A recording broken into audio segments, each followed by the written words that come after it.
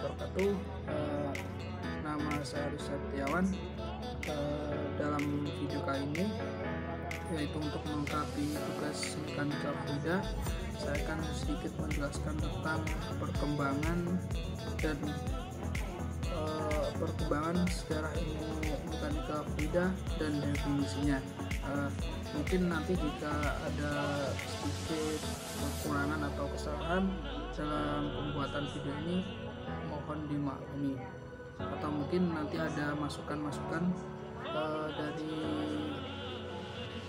teman-teman agar video ini lebih baik lagi. Oke, berikut adalah penjelasan yang lebih detailnya mengenai ilmu mekanika fluida dan sejarah perkembangan. Mekanika fluida sendiri didefinisikan sebagai cabang ilmu tentang pengaruh gaya pada suatu objek, baik dalam keadaan diam maupun bergerak. Nah, ini kalau kita melihat di sini ada dua kata kunci, dalam keadaan diam maupun bergerak. Biasanya dalam keadaan diam ini diistilahkan sebagai statika, sedangkan yang bergerak itu disistilahkan dengan dinamika.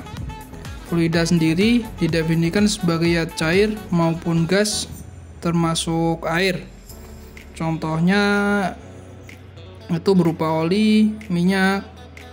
Untuk yang cair, untuk gas itu berudara dan lain-lain. Namun untuk teknik sipil di dalam mekanika fluida kita lebih membicarakan tentang air. Adapun fluida sendiri didefinisikan sebagai cair maupun gas, termasuk air. Jadi tidak hanya air yang dimaksud dengan fluida, itu termasuk oli, minyak, termasuk juga udara. Namun untuk teknik sipil kita akan lebih banyak membicarakan fluida, yang dimaksud di sini adalah air. Dengan demikian, definisi dari mekanika fluida adalah cabang ilmu teknik yang mempelajari perilaku fluida baik dalam keadaan diam atau statis maupun bergerak atau dinamis. Dan kemudian di samping dari ilmu mekanika fluida ada cabang ilmu yang lebih khusus lagi, yaitu adalah hidrolika, di mana hidrolika dibagi menjadi dua, jadi hidrostatika dan hidrodinamika. Hidrostatika adalah perilaku dalam diam, hidrodinamika adalah perilaku air dalam gerak. Kalau kita lihat di samping, di sebelah kanan kita ada gambar. Ini adalah contoh dari fluida. Ada fluida yang bersifat cair atau liquid, dan ada juga fluida yang bersifat gas. Kalau pada cairan, dia membentuk suatu permukaan yang bebas dengan permukaan yang horizontal. Sedangkan untuk yang gas, dia menyebar, mengisi dari ruang ataupun udara. Adapun peranan mekanika fluida dalam teknik sipil pada umumnya digunakan untuk penyediaan air bersih atau minum dalam sistem distribusi air bersih PDAM ataupun sistem pengolahan air bersih itu sendiri.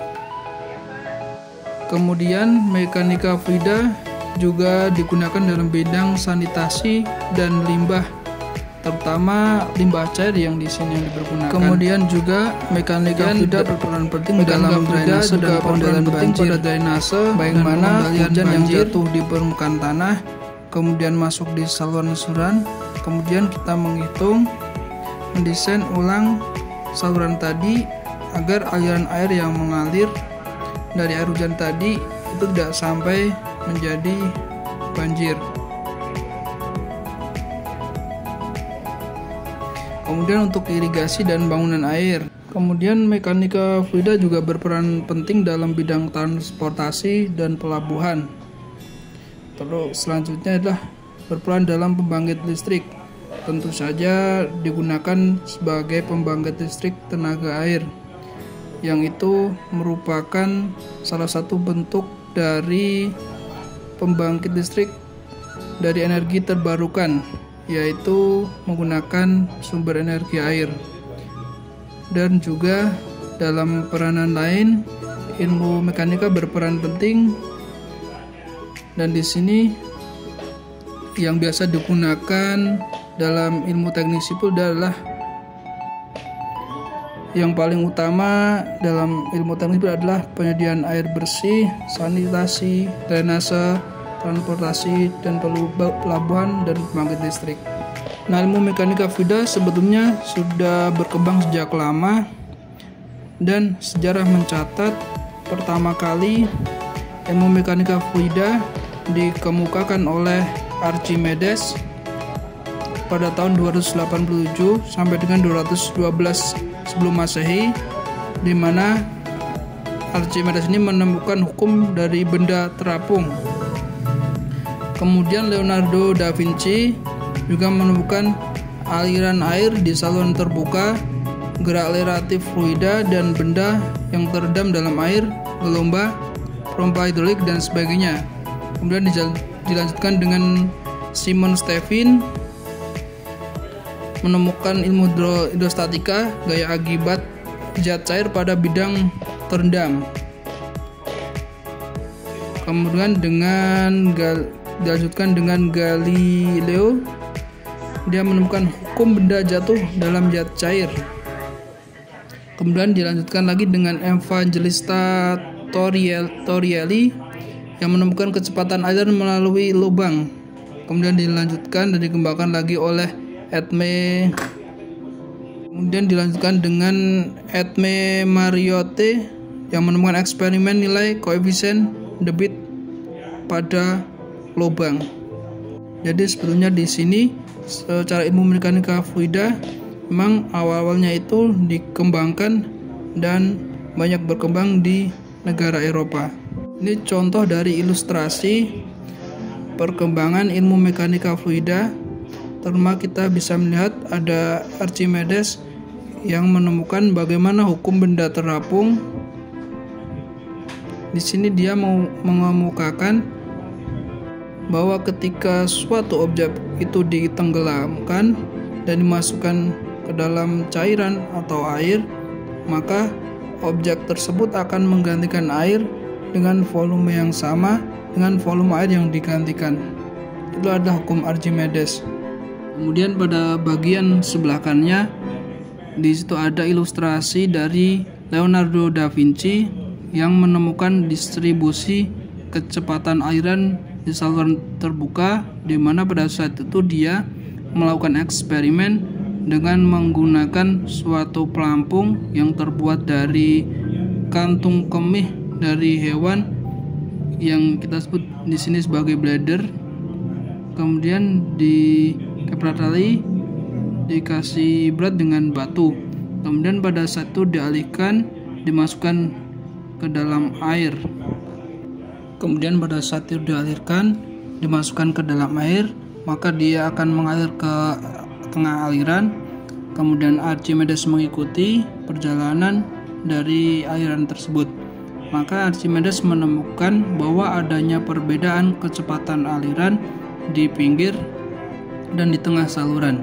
Di sini ada distribusi kecepatan. Kemudian Robert Hooke menemukan anemometer dan baling-baling untuk pengembangan baling-baling kapal. Kemudian ada Antonin Perrin dengan penemuan kincin air dengan hubungan antara kecepatan roda dengan kecepatan air untuk memperoleh rendemen maksimal. Kemudian ada Varignan dengan pembuktian teoritis teori Torricelli untuk aliran melalui lubang. Kemudian ada Blaise Pascal dengan tekanan hidrostatis, dengan Isaac Newton dengan hukum aliran fluida viskos, tekanan geser melawan tekanan kecepatan. Kemudian di bawah ini adalah daftar-daftar yang mempunyai peranan penting dalam sejarah perkembangan mekanika fluida. Berikut rinciannya.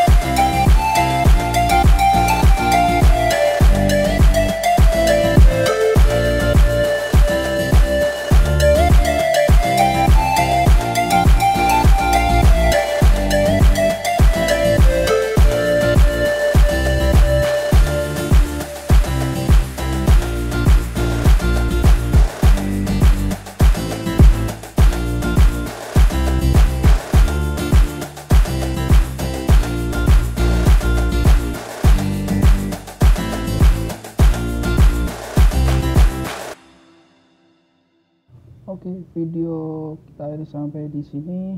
Jika ada kekurangan atau mungkin kesalahan, saya mohon maaf. Dan bila teman-teman ada masukan yang membangun, mohon komentar di bawah. Sekian dan terima kasih.